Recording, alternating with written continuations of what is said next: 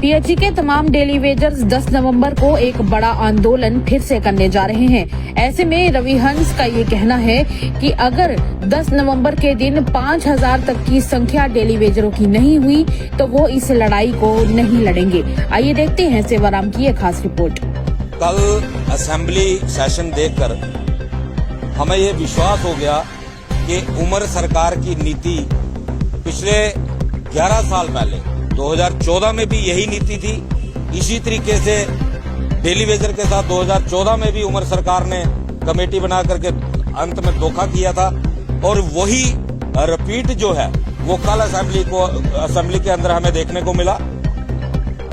पिछले सेशन के अंदर उमर साहब ने कमेटी कॉन्स्टिट्यूट की थी डेली वेजर के मुद्दे को लेकर के, जिसको 6 महीने का टाइम बाउंड किया गया था कि वो 6 महीने के बाद कमेटी रिपोर्ट सबमिट करेगी। और इस बार इतना पॉलिटिकल ड्रामा किया गया। वाहिद परे जो पीडीपी के एमएलए हैं उनकी तरफ से एक बिल इंट्रोड्यूस किया जा रहा था असेंबली के अंदर और उसको काउंटर करने के लिए नेशनल कॉन्फ्रेंस के एमएलए के द्वारा बिल इंट्रोड्यूस करवाया गया और असेंबली के अंदर फिर अपील कर दी गई उमर साहब की तरफ से कि बिल को आप विड्रॉ कर लो ताकि उसके ऊपर वोटिंग ना हो और वाहिद परा के बिल को जो है काउंटर किया जा सके।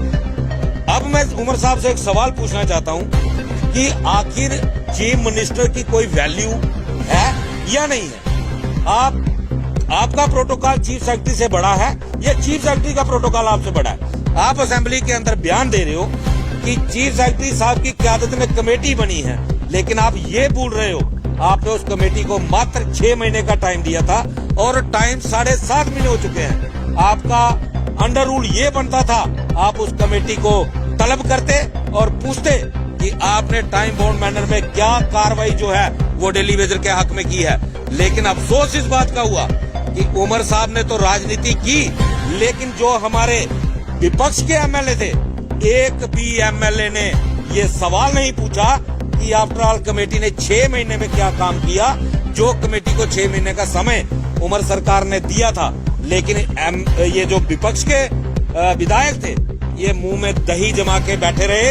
इससे ये साबित हो गया जो 4 दिन पहले राज्यसभा इलेक्शन के समय वोट चोर का नारा चला था, मैच फिक्सिंग का नारा चला था, वो बिल्कुल सत्य साबित होता है, क्योंकि कहीं ना कहीं विपक्ष ने भी सत्ता पक्ष के आगे सरेंडर कर दिया।